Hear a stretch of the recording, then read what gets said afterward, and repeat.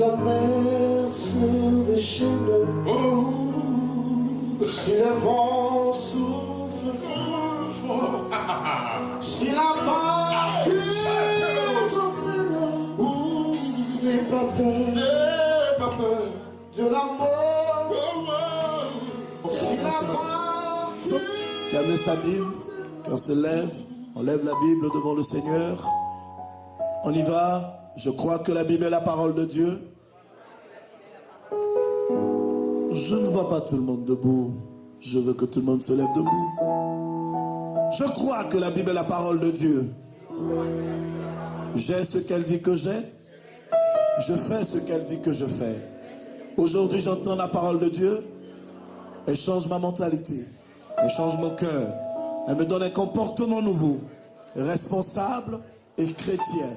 La parole renouvelle mon intelligence et me positionne sur le chemin de ma destinée. Au nom de Jésus-Christ.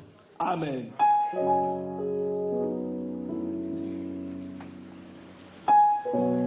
La Bible dit que c'est de l'abondance du cœur que la bouche parle. Quand tu confesses des bonnes paroles, ton cœur va finir par s'habituer à produire des bonnes paroles. C'est pourquoi nous faisons confesser à l'Église des paroles positives. Pour que les frustrations que vos cœurs enregistrent quand vous venez à l'Église, au lieu de vous tremper, c'est comme un jour une femme qui vend des oranges. Ça c'était en Afrique. Vous savez, les femmes villageoises qui vendent des oranges au village, elle arrive à l'église. Tellement elle est habituée avec des oranges. En Afrique, dans certaines églises, quand on dit Alléluia, certaines églises disent, au lieu de dire Amen, d'autres disent gloire à Dieu. Et donc la femme s'est trompée. Quand le pasteur a dit Alléluia, elle a dit orange à Dieu. Parce qu'elle avait trop d'oranges dans la tête. Donc ce que tu vois tous les jours peut changer ta confession. Fais attention à ce que tu vois. Est-ce que je parle à quelqu'un? Très important dans la vie. Ce à quoi tu t'habitues, est-ce que tu proclames? Quand tu te familiarises avec une chose, tu épouses la nature de la chose. Tu te familiarises avec un système, tu épouses la nature du système. Tu te familiarises avec un environnement, tu épouses la mentalité de l'environnement. Fais attention à ce à quoi tu t'attaches. Parce que ce à quoi tu t'attaches peut détourner ton regard de tes objectifs ou peut conditionner ton langage par rapport à tes propres objectifs. Est-ce que je parle à quelqu'un?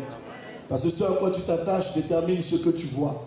Et ce que tu vois influence ton système de réflexion. La science l'a démontré, la philosophie l'a démontré, la parole de Dieu l'a démontré. La Bible explique quelque chose. Jacob a dit à Laban, j'ai travaillé pour ta maison pendant 14 ans. Quand est-ce travaillerai-je pour ma maison? Laban lui a dit, regarde dans mon troupeau, prends ce que tu veux. Mais quand Jacob regarde dans le troupeau, il n'y avait rien de bon à prendre. Il devait faire de la reproduction et prendre les meilleurs pour partir avec. La Bible dit qu'il a cueilli une feuille d'amandier, je crois. Il a jeté sur l'eau, dans l'abreuvoir, où les animaux venaient s'abreuver. La Bible dit que pendant que les animaux étaient en train de s'abreuver à cet abreuvoir, il y avait des taches sur l'eau. Ces feuilles ont procuré des taches sur l'eau. Et ces animaux s'abreuvaient, regardaient ces taches qui étaient sur l'eau, enregistraient l'image des taches qui étaient sur l'eau dans leur mémoire. Et quand ils devaient procréer, ils ont procréé des bêtes tachetées à l'image de ce qu'ils ont vu.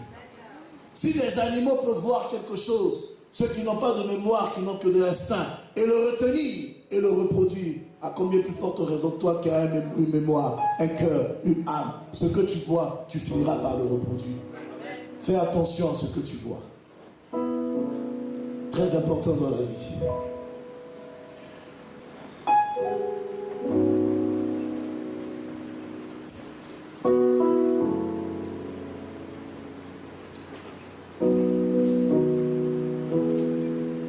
Marc chapitre 4, le verset 35. Ce même jour, sur le soir, Jésus leur dit, passons sur l'autre rive. D'autres versions disent, allons à l'autre bord. Après avoir renvoyé la foule, ils l'emmenèrent dans la barque où il se trouvait. Il y avait aussi d'autres barques avec lui. Il s'éleva une forte bourrasque, c'est-à-dire une tempête. Et les vagues se jetaient dans la barque au point qu'elle se remplissait d'eau. Et lui, il dormait à la poupe sur le coussin. Les disciples vinrent et le réveillèrent et lui dirent, Maître, tu ne te soucies pas de ce que nous périssions. Il se réveilla, menaça le vent et dit à la mer, Silence, tais-toi. Le vent cessa et un grand calme se fit. Verset 40. Et il leur dit, pourquoi avez-vous tellement peur? Comment n'avez-vous pas de foi? D'autres versions disent, de quoi avez-vous peur, homme de peu de foi? Ils furent saisis d'une grande crainte et se dirent les uns aux autres, quel est donc celui-ci? Car même le vent et la tempête lui obéissent. Le petit thème que je donne à cette petite exhortation ce matin s'intitule « Pourquoi cries-tu au vent ?» Voilà un texte que nous venons de lire. Jésus rassemble les disciples après avoir accompli plusieurs œuvres. Et il décide de passer à l'autre bord, c'est-à-dire de changer de position géographique pour aller à une autre position. Vous savez, dans la vie de tous les jours, on ne fait certaines expériences que lorsque on parvient à prendre des décisions de quitter certaines positions pour aller dans d'autres positions. Jésus dit à ses disciples, passons de l'autre bord. Et la Bible dit que c'était le soir au milieu de la nuit. Ils ont tous embarqué dans la barque. Et lui, montant dans la barque, il va se coucher. Et ils ont commencé à naviguer. Le vent a commencé à souffler. La tempête a commencé à souffler. Touche ton voisin et ta voisine, dis-lui tempête. Oh, dis-le, vent et tempête. La Bible dit, quand ils ont commencé à traverser, la tempête a commencé à souffler sur la mer. Les vagues ont commencé à battre leur flot et l'eau a commencé à remplir la barque. La Bible dit qu'il y avait d'autres barques avec eux, mais la seule barque dont la Bible a fait mention était celle dans laquelle Jésus était. Puisque la Bible dit que quand il partait, il a donné une instruction, traversons.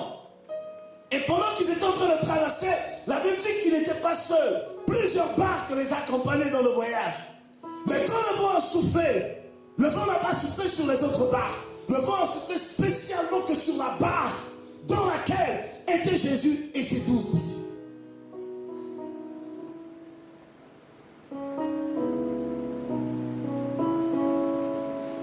Souvent dans la vie, des situations arrivent.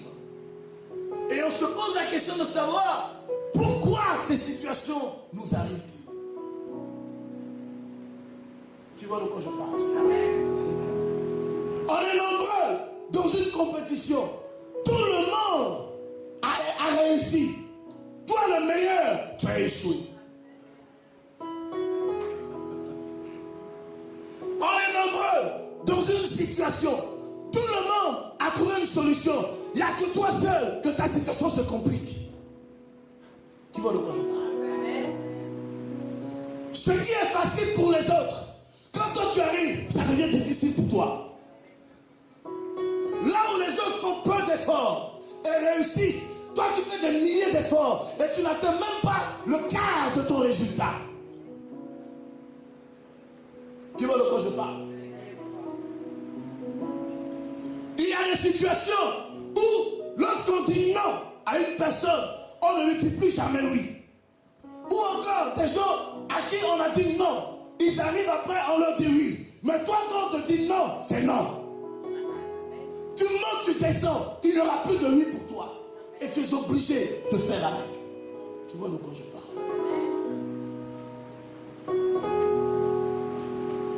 La vie ne cessera jamais de nous enseigner des choses.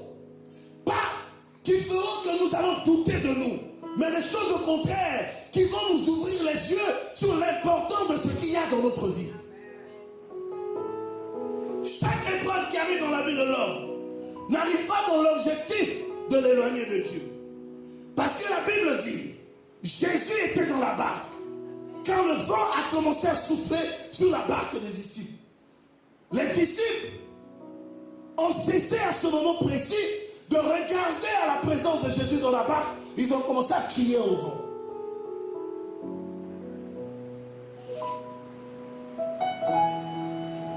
Je veux dire à quelqu'un ce matin, certaines situations arrivent dans ta vie, pas parce qu'on t'a maudit, mais parce que Dieu est avec toi.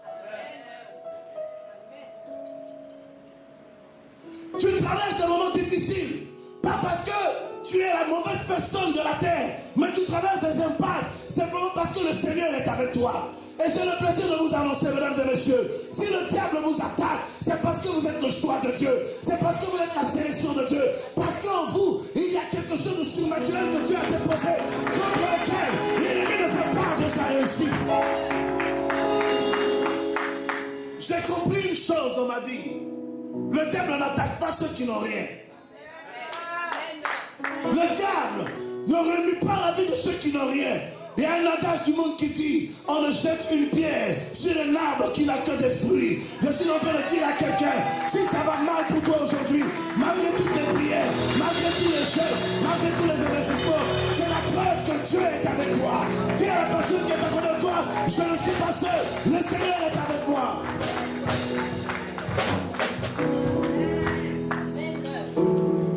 Comment plusieurs barques sur l'eau, mais la seule barque sur laquelle la bourrasque a soufflé, c'est la barque dans laquelle Jésus était. J'ai compris que il y a des situations qui arrivent dans notre vie. Cela est indépendamment de notre volonté. Parce qu'en réalité, Dieu ne peut pas être dans un environnement et puis l'environnement est trouble. Mais toute l'histoire de la Bible a toujours révélé que partout où il y a Dieu, il y a des bruits. J'ai lu dans la Bible, de Genèse en Apocalypse, que là où il y a la présence de Dieu, il y a la présence de la mort.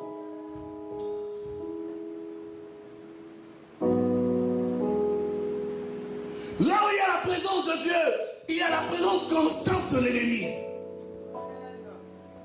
Je vais revenir dessus tout à l'heure. Lorsqu'ils ont commencé à naviguer, quelque chose s'est passé. La Bible dit quand le vent a commencé à souffler, les disciples ont commencé à crier. Mais ils ont crié pendant longtemps avant que Jésus ne se réveille. Mais comment expliquiez-vous que celui qui avait le pouvoir, par une seule parole, d'arrêter le vent et la tempête, était dans la barque, mais a laissé quand même le vent souffler d'abord, avant de se réveiller? Il est omniprésent, c'est-à-dire qu'il est dans le temps, avant l'action. Avant que la chose ne se produise, il est dans la chose, avant que la chose n'arrive. Il est omniscient, donc il a la maîtrise des courants de différents événements qui peuvent arriver à l'instant T. Dans son imagination divine, dans sa réflexion profonde, dans la souveraineté de ses pensées, il a la capacité de bloquer la chose avant que la chose ne se rende en action. Mais la Bible dit, le vent a soufflé. Il était dans la barque, mais il a laissé le vent souffler. Bien-aimé, vous savez, sort de l'enfer, on a d'autres types de messages. Je suis en train d'expliquer à quelqu'un qu'il va y avoir des situations dans ta vie qui vont arriver. Dieu va laisser faire les choses.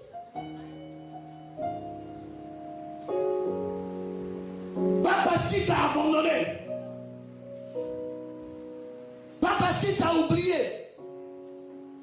Sur certains de tes parcours, tu auras l'impression que tu es seul. Personne ne te comprend. Tu cries à Dieu, mais tu as le sentiment que le ciel est fermé. Tu pries, mais tu sens que ta prière ne monte plus. C'est comme Israël.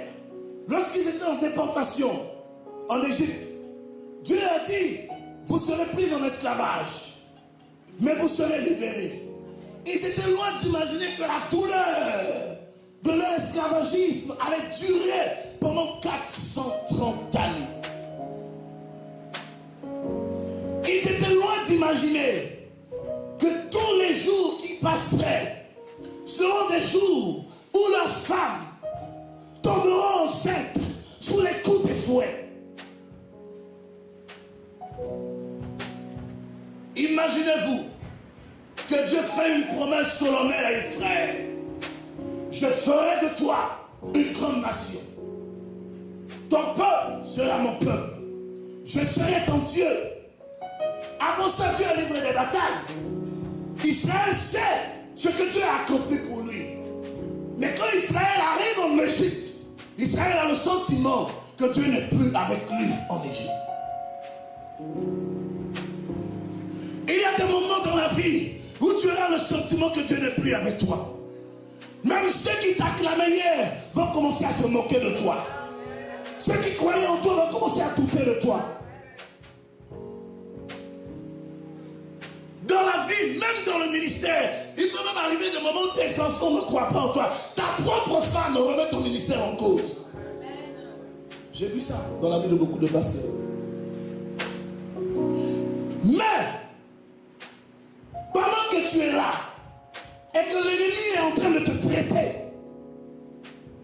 tout ce que l'ennemi cherche à faire, c'est comment il va enlever la substance de la prophétie dans ton cœur. Parce qu'en réalité, ce n'était pas la barque sur laquelle le vent a soufflé. C'était sur la parole que Jésus a annoncé. Il a dit, passons de l'autre bord. Changeons de dimension. Changeons d'étape. Allons à une dimension nouvelle de notre histoire. Et ça, le diable ne l'apprécie jamais. Et ça, l'ennemi de ta destinée ne le voudra jamais. Chaque fois que tu dois faire un pas en avant, il mettra 2 pas pour t'empêcher, après avoir fait le premier pas, de faire le deuxième pas. Écoutez, si j'ai fait un pas, elle a fait 2 pas. Si mon deuxième pas doit tomber là où il y a son pied, je ne pourrai pas avancer mon pied. J'attendrai longtemps qu'elle lève son pied avant que je ne puisse avancer mon pied. Est-ce que je parle à quelqu'un? C'est comme ça le diable agit.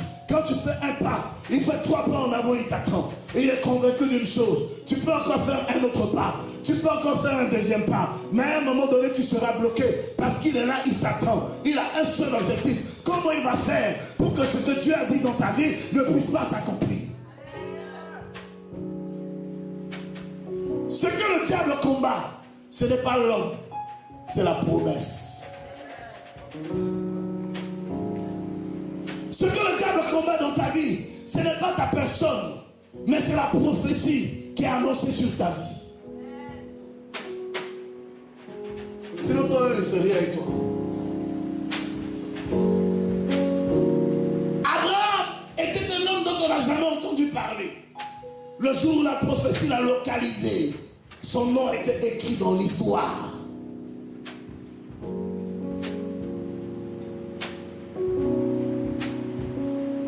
Tu reçois la promesse, ta vie devient un tableau mis sous un projecteur.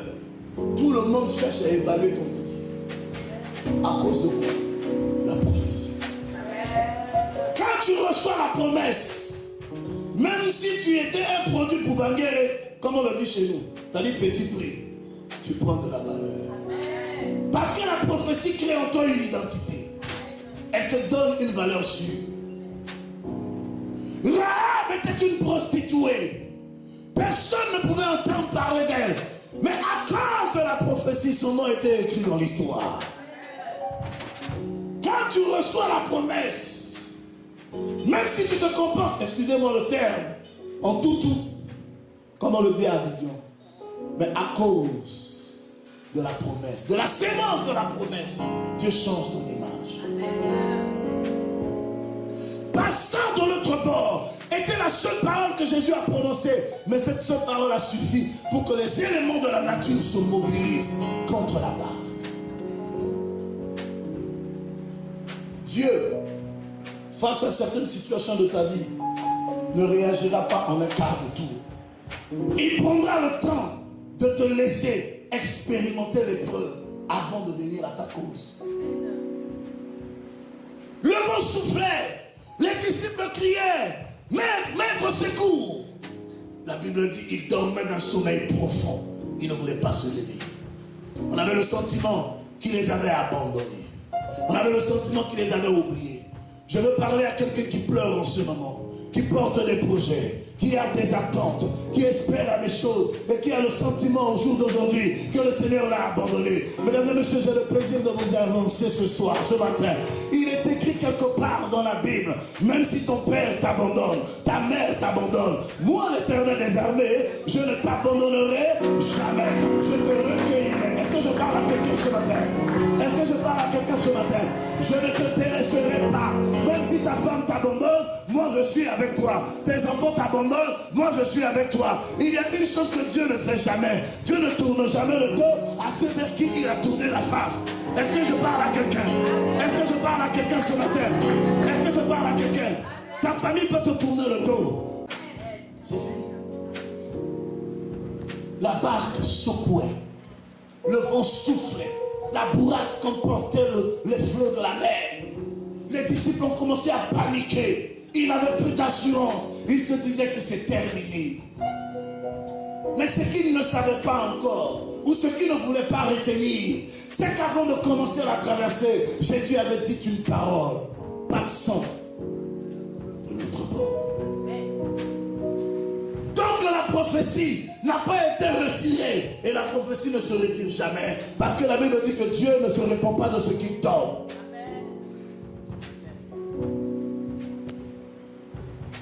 Souvent tu pleures et tu perds l'équilibre parce que tu ne sais pas ce que Dieu est en train d'accomplir dans le secret en ta faveur. Souvent tu t'agites parce que tu penses. Vous savez, quand vous avez l'assurance que votre destinée est conduite par Dieu, il y a des situations dans lesquelles, quand vous entrez, la seule chose qui vous préoccupe, c'est à ce moment précis de ma vie, où est-ce que Dieu est en train de m'emmener? Tu ne te poses pas une autre type de question. Parce que toute autre question peut t'amener à n'importe quelle autre réaction. Or, la seule réaction face aux épreuves, c'est de crier. Il y a des situations dans lesquelles, quand tu arrives, quels que soient les efforts que tu feras, ta voix ne sera pas entendue. Quels que soient tes débâcles, tes efforts ne seront pas appréciés. Les disciples s'agitaient, criaient. Mais rien ne se passait dans leur vie.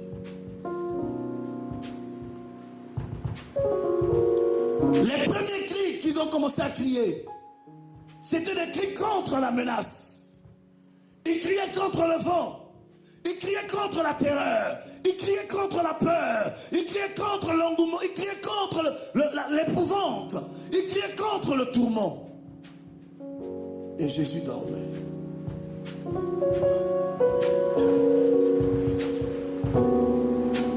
Quand tu cries dans un problème contre l'épouvante, celui qui a la solution ne va jamais se réveiller. Est-ce que je parle à quelqu'un? Le problème est là. Je vois le problème. mais je crie contre le problème. Celui qui a la solution ne sera jamais intéressé, parce que ce n'est pas à lui que tu as crié.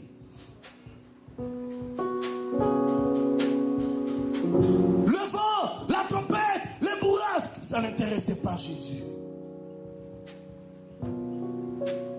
Parce que ce n'est pas lui que tu as appelé. Mais la Bible dit, quand les disciples ont cessé de crier contre le vent et qu'ils ont commencé à crier, Maître, Maître, Seigneur, il s'est réveillé. À qui envoies-tu tes cris quand le vent souffle sur toi?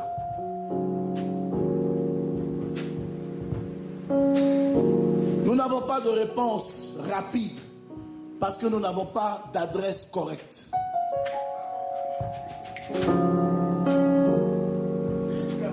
Nous ne faisons pas les bonnes prières. C'est pourquoi nous n'avions pas les bonnes réponses. Nous faisons des prières, mais nous ne voulons pas écouter la voix de Dieu. Nous voulons écouter la voix de notre émotion. La subtilité de l'échec, c'est de demander une chose à Dieu, alors que tu as déjà ta propre volonté dans ton cœur. Dieu ne te répondra jamais. Jamais. Mais quand tu abandonnes ta volonté à Dieu et tu demandes à Dieu de te parler, là il est sûr qu'il est maître de ton cœur et de ta volonté. Quand il te répond, il te donne la réponse dont tu as besoin.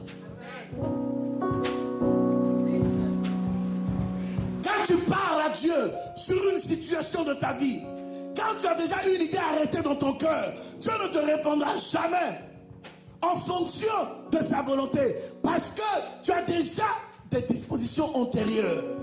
Tu ne sauras pas discerner la voix de Dieu. Est-ce que je parle à quelqu'un? Tu ne sauras pas. Tu dois savoir que pendant que tu pries, il y a deux signaux qui te sont envoyés. Celui qui veut te conforter dans ta position, c'est-à-dire le diable, pour t'empêcher d'atteindre ta destinée, et celui qui a la vraie réponse, mais qui ne parlera pas au moment où tu veux. Parce qu'il attendra pour voir si tu vas arrêter de crier au tout vent et commencer à crier à lui. Quand les disciples ont commencé à crier, Maître, Maître, Maître, Jésus s'est réveillé. C'est pour dire que, quelles que soient les situations que tu traverses, si Jésus reste le repère de ta vie, il reste la base de ta vie, il reste le modèle de ta vie, lorsque tu vas retourner à lui, il reviendra à toi.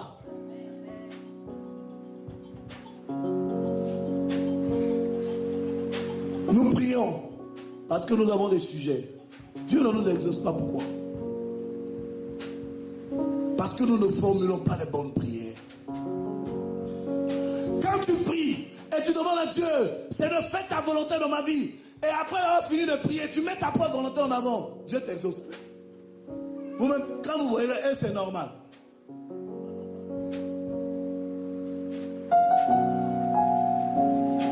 Un jour, je voulais faire un jeûne de 40 jours. Et puis, je n'étais pas trop sûr, convaincu dans mon cœur de faire ce jeûne. Mais je voulais le faire. Et puis j'ai dit, bon Seigneur, les jeûnes de 40 jours souvent ne sont pas évidents. Mais si c'est ta volonté, donne-moi la force de prier. J'ai prié la nuit pour commencer le jeûne le lendemain. Moi j'ai prié. Et je crois que Dieu m'a exaucé. Puisque je lui demandais la force pour entrer dans ce jeûne. Mais la veille, je commençais à avoir des pensées comme quoi, mais mardi j'ai un rendez-vous avec telle personnalité. Mercredi je dois faire telle chose. Vendredi j'ai tel rendez-vous. Bon, quand tu finis de faire ton plan dans la tête, et puis tu demandes à Dieu de t'aider, à quel moment la volonté de Dieu est souveraine dans ta vie? Vous savez que je n'ai jamais pu faire ce jeûne jusqu'au jour où j'ai compris que si je dis je dois faire un jeûne, c'est que je dois m'abandonner au Seigneur. Et je ne fais plus de programme, je ne prends plus de rendez-vous. Parce que je n'ai jamais réussi à faire ce jeûne de 40 jours. Souvent je commence même, 10 jours après je m'arrête. Comme j'avais déjà mis dans ma tête que j'aurais beaucoup de déjeuners, beaucoup de rendez-vous d'affaires, beaucoup de rencontres, beaucoup de dîners, Toutes ces choses se sont concentrées en une masse et sont devenues un poids, un problème, un blocage devant moi. Est-ce que je parle à quelqu'un ce matin? Souvent Dieu nous observe dans les situations, pas parce qu'il nous a abandonnés, mais parce qu'il veut voir quelle est notre capacité de prise de conscience à revenir vers lui quand on traverse des moments difficiles. Il y a des gens qui sont dans des impasses, mais n'ont même pas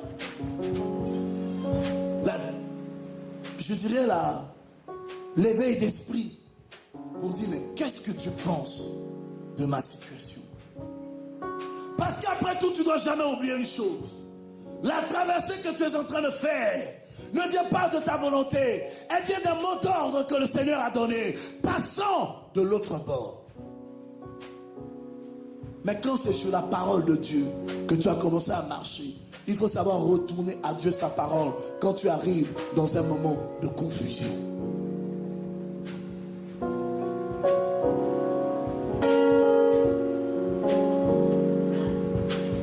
Tout ce que le Seigneur voulait, c'est entendre les disciples crier en son nom. C'est tout. Quand tu cries au nom du Seigneur, dans une période d'épreuve, c'est que le Seigneur est la base de toutes choses dans ta vie. Quand tu cries au nom du Seigneur, dans un moment d'impasse, c'est que le Seigneur est le repère de toutes choses dans ta vie. Quand tu cries au Seigneur, dans un moment de tourment, c'est que le Seigneur est le modèle de la vie que tu as choisi.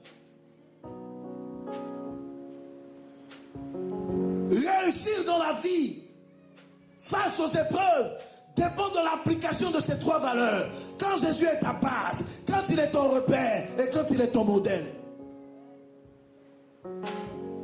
Quand Jésus est ta base, le vent peut souffler, mais tes fondations ne seront jamais ébranlées. Quand Jésus est ta base, quelles que soient les difficultés que tu auras, tu ne couleras pas. Quand Jésus est ton repère, même si tu te perds, tu finiras par te retrouver. Parce que celui qui fait les pères est celui en qui il y a les repères. Et celui qui associe les pères pour comparer les pères. Je parle des pères, pères, pères, pères.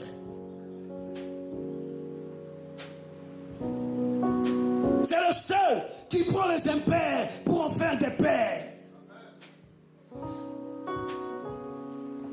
Quand Jésus est ton repère, ta courbe ne pourra jamais être décroissante, elle sera toujours croissante. Quand Jésus est ton repère, on ne te calculera pas au décimal, parce qu'il n'y aura pas de virgule. On te calculera au point zéro avec des chiffres précis. Quand Jésus est ton repère, ton calcul ne sera jamais manqué. Même si le vent souffle, tu auras le bon résultat. Parce qu'il est celui qui résout les équations les plus impossibles de la terre. Quand Jésus est ton repère, quelles que soient les réflexions dans lesquelles tu entres, tu sais une chose. Qu'est-ce qu'il a fait quand il était face au vent et à la tempête qui soufflait? Quand Jésus est ton repère, le seul souvenir que tu auras, ce n'est pas ce que tu traverses pendant que tu traverses, mais c'est ce que Jésus a fait et il est capable de faire encore dans ta vie.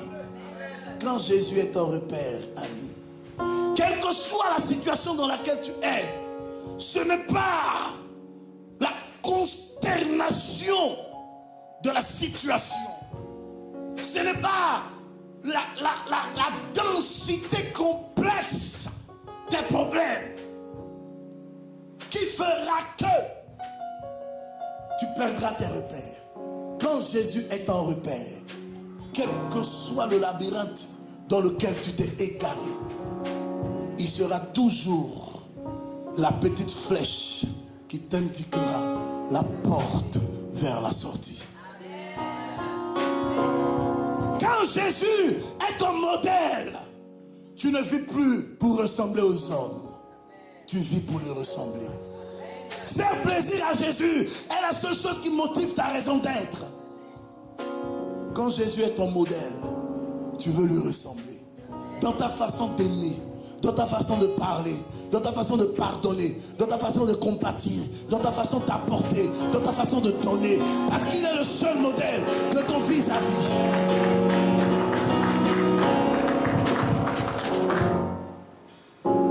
Quand il est ta base, tu ne seras jamais ébranlé. Quand il est ton repère, tu ne te perdras jamais. Quand il est ton modèle, tu ne ressembleras jamais à une autre chose qu'à lui. Passons de l'autre bord. Je sais une chose. Je suis en train de traverser. Dis à ton voisin, je suis en train de... Je veux parler à quelqu'un. Hein? Est-ce que je peux parler à quelqu'un? Je suis en train de...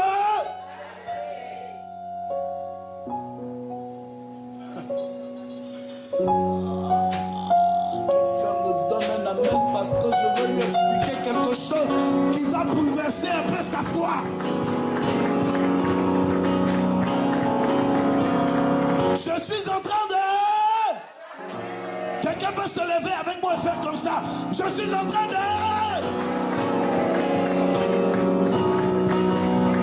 Voici le labyrinthe.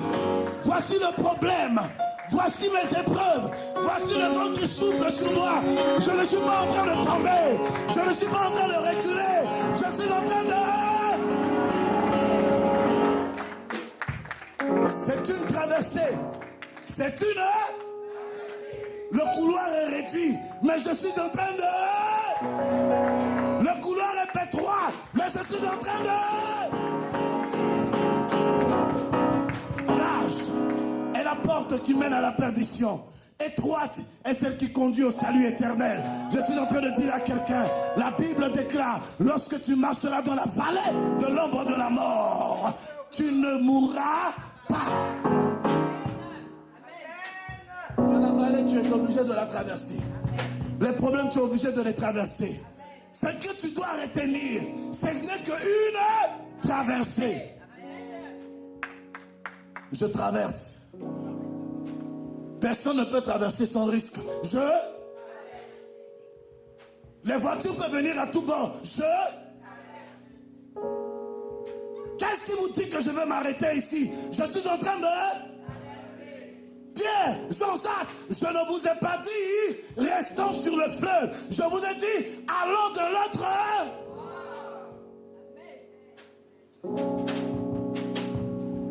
Quand il n'y a plus de foi, on veut s'arrêter au milieu de la vague. Oh non, je ne peux plus avancer. Et tu as perdu la foi.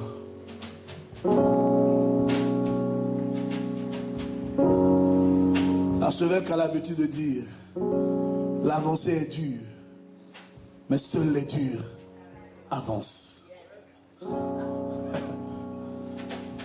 Traverser n'est pas facile. Mais seuls ceux qui ont une destinée parviennent à traverser.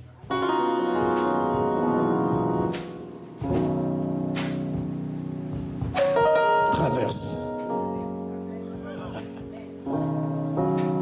Touche ton voisin, dis-lui. Traverse. Karine, traverse. C'est compliqué, mais il faut. C'est complexe, mais il faut. Le couloir est réduit, mais il faut. Ça paraît que c'est trop exécu vers la sortie, mais il faut. Ne laisse pas la vallée te retenir. Ne laisse pas les épreuves changer la nature de ta personne. Ne laisse pas les situations difficiles modifier ton caractère. Quelle que soit la méchanceté des hommes, reste un homme bon, reste une femme bonne. Sois généreux, continue de bénir, continue d'entretenir, continue d'aimer. Ne baisse pas ta vie de prière, ne baisse pas ta vie d'engagement. Crois en ce que tu es en train de faire. Crois en là où tu es en train de partir. Dieu t'attend à l'arrivée. Le salaire est pour l'arrivée. La récompense est pour l'arrivée. Tant que tu ne traverses pas, tu ne sauras pas ce que Dieu t'a réservé. Il faut...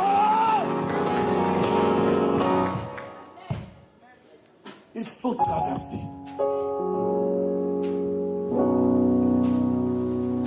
C'est en traversant que tu sauras ce qui était caché dans le sépulcre. Si tu n'as pas traversé, tu ne sauras jamais qu'il y a un fou à Gadara. Si tu n'as pas traversé, tu ne sauras jamais qu'en toi il y a le pouvoir de parler au vent et à la tempête. Jésus les avait mis dans la barque. Il le voyait guérir les malades, ouvrir les yeux des aveugles. Il pensait que son pouvoir était limité à l'exercice pratique sur le corps des hommes. Mais ce qu'il ne savait pas, la destinée te donne un pouvoir et une autorité, même sur la nature. Dieu m'a dit,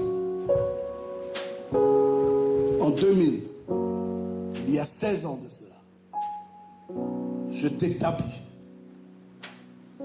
prophète sûr et dans les nations. À quiconque tu ouvres sur la terre, il en sera ouvert dans les cieux. À quiconque tu fermes sur la terre, il en sera fermé. Je t'établis comme un pot de fer. Celui qui tombe sur toi sera brisé. Celui sur qui tu tombes, tu l'écrases. J'ai marché avec ces deux paroles dans ma vie pendant 16 années. J'ai vu Dieu fermer des portes devant moi pour me sauver. Des portes, souvent Dieu ferme certaines portes. Tu as le sentiment que c'est pour te détruire. Mais comme il est souverain, il sait que ton salut passe par la fermeture de ces portes. Il les ferme. Souvent Dieu, là où je m'y attends pas, il ouvre des portes et il me surprend. C'est comme je disais, quand j'ai fini mes études et qu'à la demande de ceux avec qui j'étais, je suis rentré au pays, Dieu m'a ouvert des fenêtres, 10 fenêtres. Pourtant, j'étais dans un environnement de pouvoir. Mais quand je suis sorti de cet environnement, Dieu m'a ouvert des portails. Donc, l'environnement, tu peux être dans un environnement, mais la qualité de la porte qui est ouverte dans l'environnement dépend de la saison dans laquelle Dieu te place.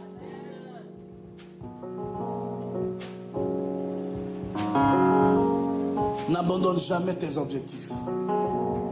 Seuls les perdants lâchent en cours de route.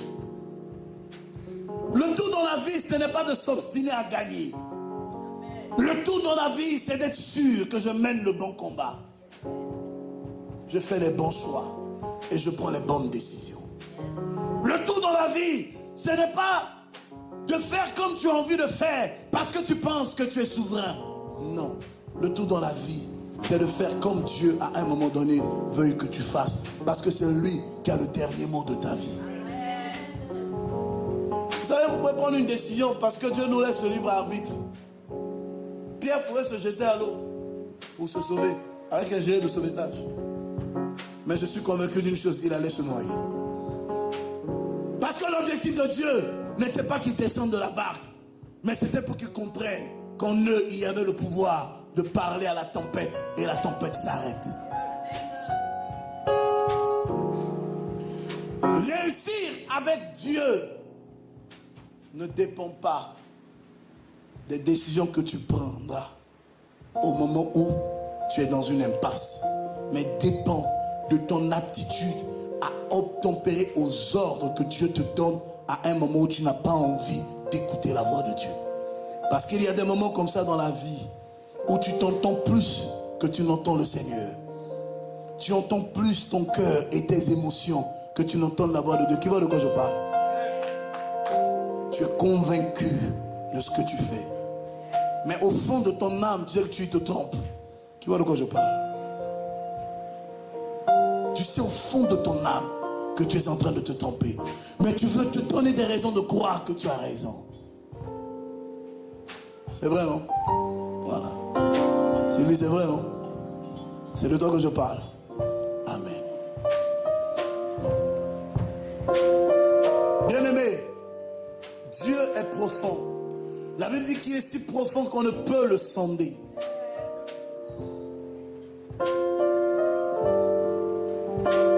Souvent personnes qui disent je suis introverti, je suis profond, je suis réservé. Personne n'est plus réservé que Dieu. Sa profondeur n'a pas de limite. Tu tombes dedans, tu te perds. Mais toi, il suffit qu'on creuse un peu pour savoir ce qu'il y a au fond de toi. Donc tu n'es pas profond. S'abandonner à la volonté suprême de Dieu, c'est tracer un chemin d'avenir glorieux pour soi. Savoir crier au Seigneur au moment où tout le monde crie au vent est l'ultime assurance qu'on peut se procurer d'une vie qu'on a déjà vue se perdre. Se donner de la matière à croire que je peux encore l'accomplir, est la seule nature que Dieu donne à tous ceux qui ont une destinée. Seuls ceux qui n'ont pas de destinée remettent en cause la volonté de Dieu.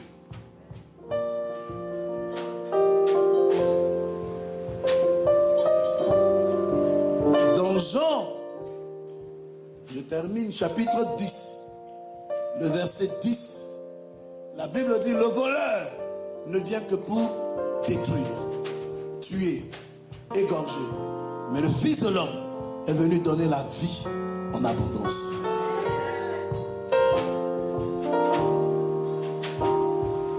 Donc, il y a une dualité dans la destinée de chaque enfant de Dieu.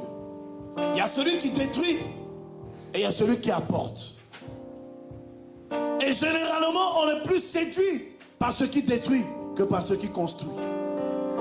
Mais ça, c'est la dualité en l'homme en général. C'est le problème qu'il y a chez tout homme sur la terre. On est fasciné par des choses qui effleurent notre être extérieur, émotionnel. Alléluia.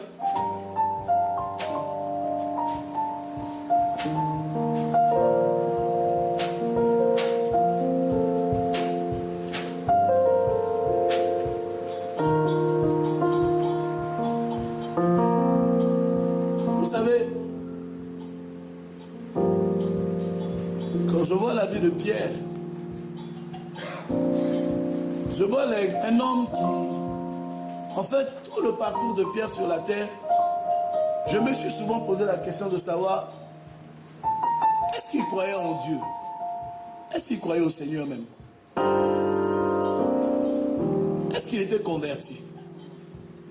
Parce que voilà un homme qui a vu Dieu faire tout. Mais chaque fois qu'il y a des problèmes, il doute de Dieu.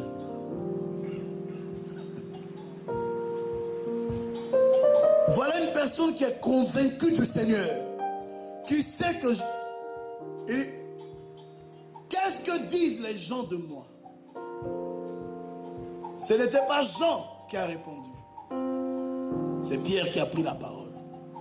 Tu es Christ, le Messie, le Fils du Dieu vivant. Hein?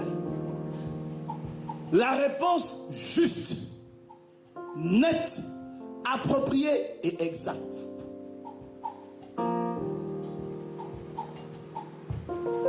Il n'y a aucune question qui ne te sera posée. Et je mets quiconque à défi, qui dira qu'il n'a pas la réponse nette, juste, exacte, au moment où la question lui est posée. Une question t'est posée, tu as la réponse. Si tu ne veux pas donner la réponse, si tu dis que tu ne sais pas, c'est parce que tu ne veux pas donner la réponse. C'est tout. Pierre n'est pas allé réfléchir pour donner de réponse.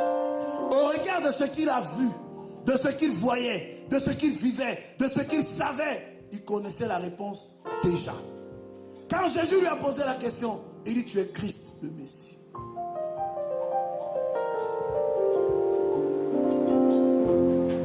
Tu es Pierre.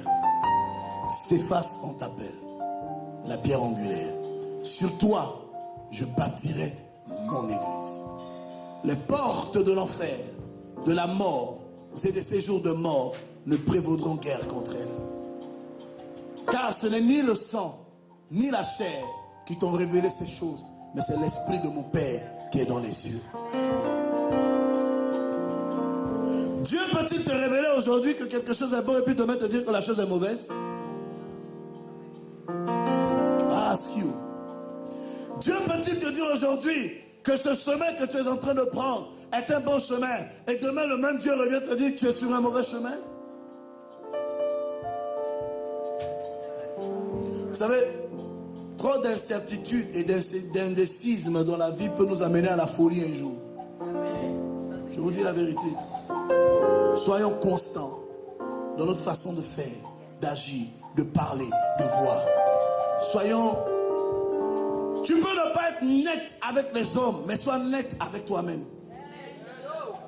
Quand tu triches avec toi-même, c'est que tu ne crois même pas en toi. Et il y a des gens comme ça. Ils trichent avec eux-mêmes. Quand tu commences à tricher avec toi, c'est qu'en toi-même tu ne crois pas. Mais si toi-même tu ne crois pas en toi, là, tu es...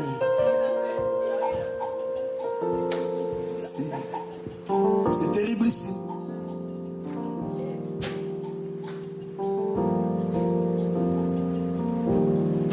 Le même Pierre qui a reçu cette révélation. Pourquoi tu nous abandonnes? Mais pourtant il a vu Jésus ressusciter la fille de Jairus. Il a vu Jésus ouvrir les yeux de Bartimée. Il a vu Jésus guérir des paralytiques. Sa propre belle-mère était malade. Il a vu Jésus guérir sa belle-mère. Mais quand il était dans la barque, il a oublié tout ce que Jésus a fait. Il a crié au vent. Souvent quand je vois Pierre, je me pose la question, est-ce qu'il connaît Dieu? Mais j'ai compris une chose. Tous ceux qui ont une grande foi aussi sont permanemment animés du doute. À la seule différence, le doute est spontané, mais la foi est constante. Quand le doute devient permanent, c'est que tu n'as plus la foi. Tu peux douter sur une chose, mais quand tu as la réponse, tu t'appropries de la réponse et tu avances avec la réponse. Tu ne mets pas la réponse en réserve et tu mets encore un doute pour avoir d'autres types de réponses.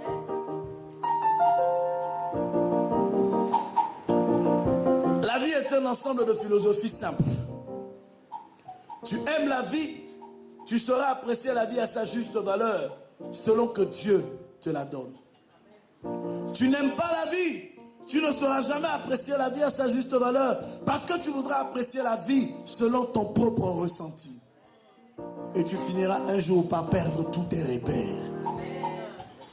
La parole de Dieu est la base de toute vie dont les semences sont cachées dans l'éternité. Tu t'appropries de la parole de Dieu comme base de ta vie. Tu porteras en toi les semences de la vie éternelle. Tu te désappropries de la parole de Dieu comme fondement de ta vie. Pour mettre en valeur tes ressentis, tu couleras à ta propre perte. Parce que la seule chose qui est élevée au-dessus de l'imagination de l'homme, la Bible dit, la seule chose que Dieu a élevée au-dessus de lui, c'est sa parole. Rien n'est au-dessus de Dieu sauf sa parole. Donc c'est la seule chose que l'homme ne peut pas contourner. Quand Dieu parle, la Bible dit sa main l'exécute.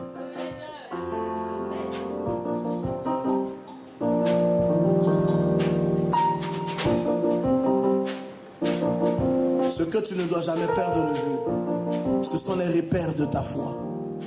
Qu'est-ce que Dieu a fait pendant que tu as commencé à marcher avec lui? Il a fait quoi dans ta vie? Hier, qu'est-ce qu'il a fait?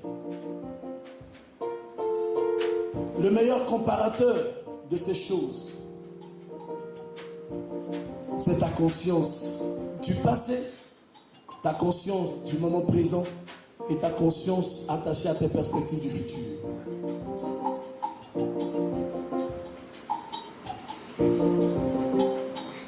Pierre était pêcheur de poissons, mais il a su qu'il y avait des moments où, avec toute son expertise, il pouvait pêcher la nuit et ne rien trouver. Ça, c'était son passé. C'était la veille de son histoire, quand Jésus arrive dans sa vie. Le jour, au matin où il est arrivé, il a pris possession de la barque en prêchant jusqu'au soir. C'était son présent. Quand il a jeté le filet, il a trouvé beaucoup de poissons. Ce qu'il n'a pas eu dans le passé, il a eu dans le présent. Mais pour le futur, Dieu a changé la nature de sa destinée. Suis-moi Pierre, Matthieu chapitre 4, verset 19. Je ferai de toi pêcheur d'hommes.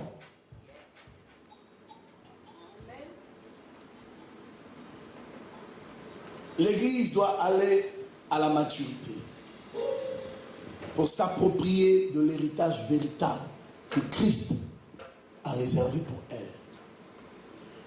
Nous voulons tous rester dans les bassesses, dans les petites choses. Et il y a des âmes comme ça qui se plaisent dans les saletés. Les chrétiens ont du mal à se développer. Ils aiment toujours les petites choses, les petits trucs. Après, vous vous fatiguez. Parce que vous ne vous rendez pas compte du temps que vous perdez à vouloir demeurer dans les bassesses. La Bible dit, la nuit est avancée, le temps est très avancé. Rachetons le temps, rachetons les saisons.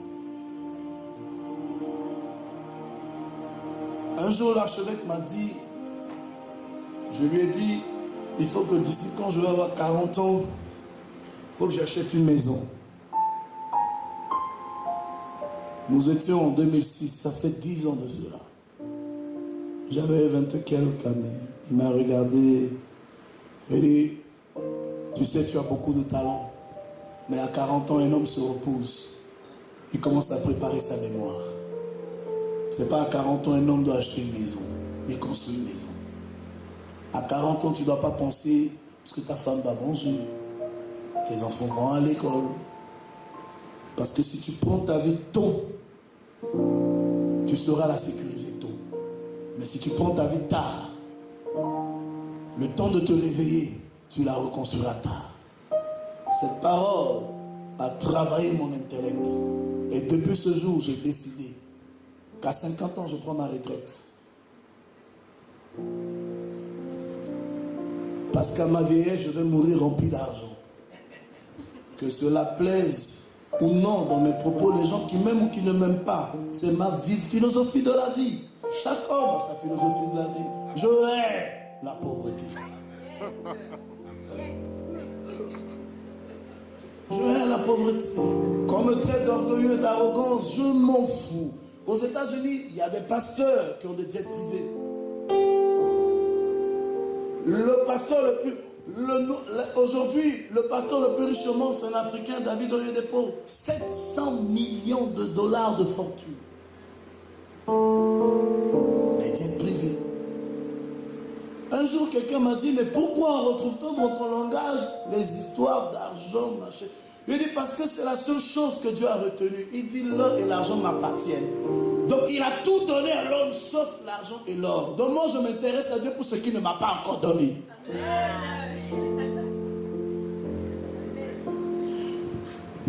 La compréhension de l'évangile va du niveau de la révélation que tu reçois. Un homme ne donne que ce qu'il a. J'ai tout reçu de Dieu. Je donne tout de Dieu. Mais l'argent, il a gardé. Donc, je suis obligé de le chercher pour qu'il me donne ce qu'il ne m'a pas donné.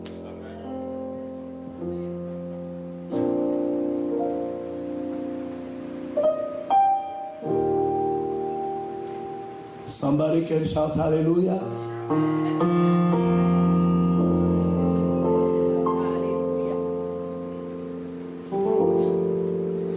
L'or et l'argent m'appartiennent. Ça appartient à Dieu. La Bible dit il les donne à qui il veut. Donc nous ne les avions pas. On ne les a pas. Et toutes choses vous ont été données. De ce que vous avez reçu par Christ, vous avez reçu le don et les pouvoirs qui sont dans le Saint-Esprit de manifester le royaume. Mais l'or et l'argent appartiennent à... Donc il ne m'a pas donné. C'est important. Pourtant, dis amen, je dis quelque chose.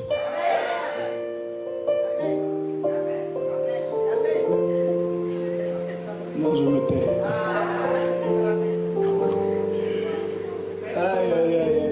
J'ai envie de dire une dernière chose et puis je vais m'arrêter.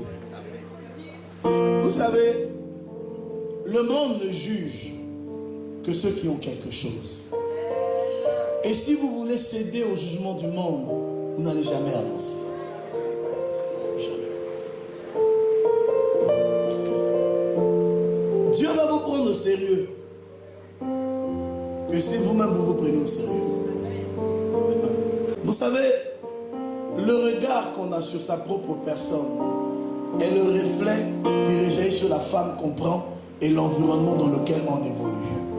Quand tu portes la sémence de la gloire en toi, quand tu arrives dans un environnement, tu ne supportes pas la précarité et la médiocrité. Ton âme aspire à la grandeur. Donc cette grandeur réjaillit dans ton environnement. Je ne me sentais pas à l'aise de prier dans un temple où on venait enlever mes chaises et mes micros avant que je finisse de dire Amen. Et j'ai dit à Dieu, tu ne m'as pas appelé pour prier dans une maison où je n'ai pas fini de prêcher et puis on me chasse. Vous savez, la répétition des crises fait qu'on ne peut jamais enregistrer les bonnes choses qu'on a vécues avec le Seigneur. J'étais ici dans ce temple. Je suis en train de parler pour que votre mentalité soit renouvelée. Et on a fini le culte, j'étais pressé de partir. Et Willy vient me dire, le président Kassi était à côté, mais Dad, pourquoi tu es pressé? On est chez nous.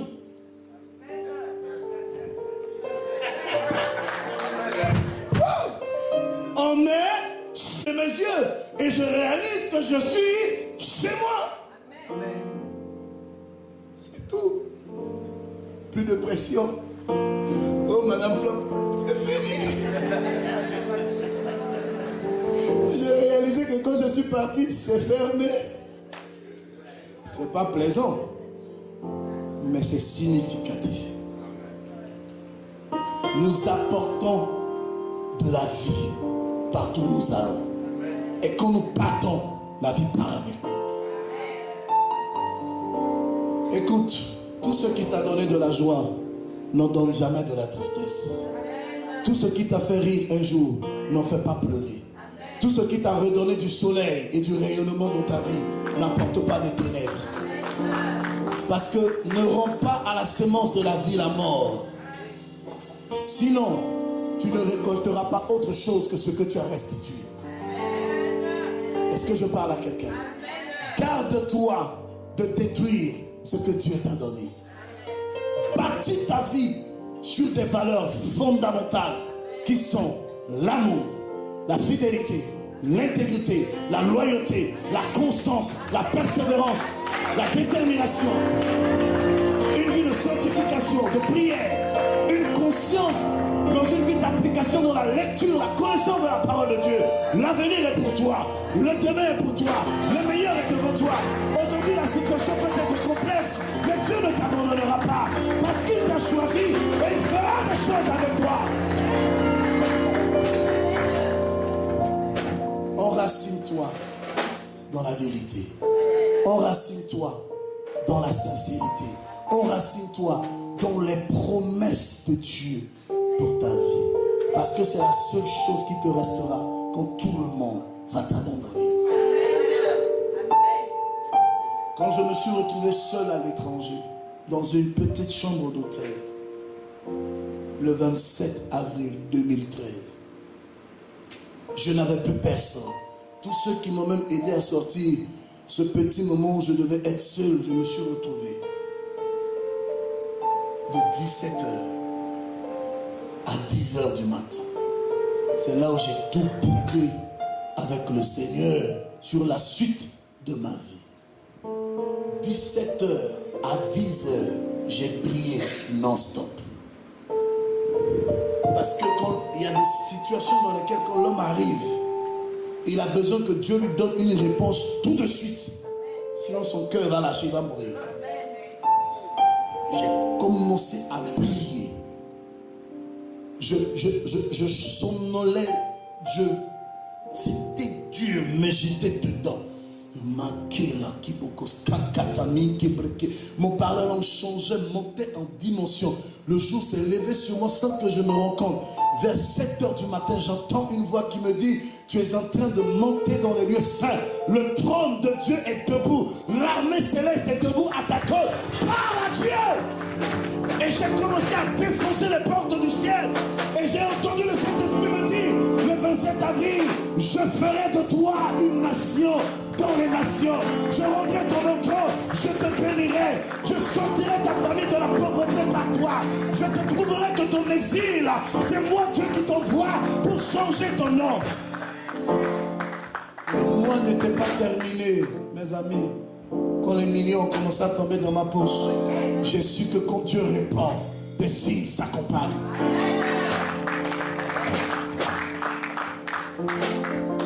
Il y a des mystères dans la vie de l'homme. Souvent, il y a des gens qui nous connaissent qui disent non, il est fini. Attention, un lion qui dort n'est pas mort. Aucun homme que Dieu a appelé et oint ne peut finir. Il traverse des impasses, mais il est debout. Dis à ton voisin, reste debout. Redresse ta tête.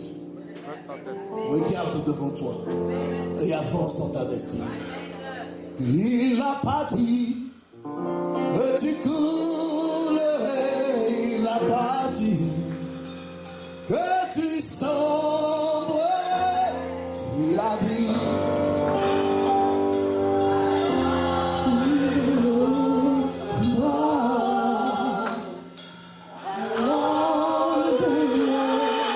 c'est ton histoire. Est-ce que tu peux le chanter? Il n'a pas dit que tu coulerais.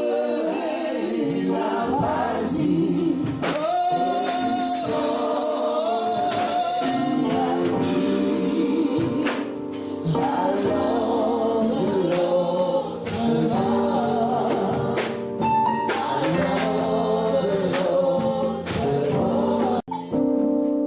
Dis prière et prière. Père, nous te confions notre vie. Nous savons que tu es capable de faire des choses. Là, tu disais elementary prayer. Elementary, comme le disent les anglophones. Elementary prayer. Ça, c'est la prière élémentaire. Père de notre Seigneur, j'ai franc ce que ton Seigneur dit. Secondary prayer. Ça, c'est la prière secondaire. Mais la prière des guerriers. Quand tu commences à parler à Dieu, je dois traverser. Écoute bien ce que je dis dans ta prière. Lorsqu'Abraham se retrouva dans la chaîne de Macpéla, dans la vallée de Mamré, Éternel des armées, du sépulcre de Léa ou de Rachel, tu as sorti la prophétie que Sarah ne devait pas être enterrée sur une terre étrangère, parce que tu connaissais la destinée qui était cachée dans la vie des fils qu'il mettrait au monde. En traversant la vallée de Sukkot, j'atteindrai les rues de Sichem. Il y a des termes que quand tu commences à mettre dans ta prière, le ciel est obligé de se mobiliser parce que le ciel reconnaît ses voix. Est-ce que je parle à quelqu'un? Est-ce que je parle à quelqu'un? Lorsque David se retrouva dans la vallée face à la bataille de Goliath, Éternel, tu n'as pas utilisé l'armure de Saül pour terrasser Goliath. Montre-moi la forme avec laquelle Goliath sera terrassé. Voilà comment tu vas prier ce matin. Et là, on commence à prier. En priant comme ça, tu es en train de traverser.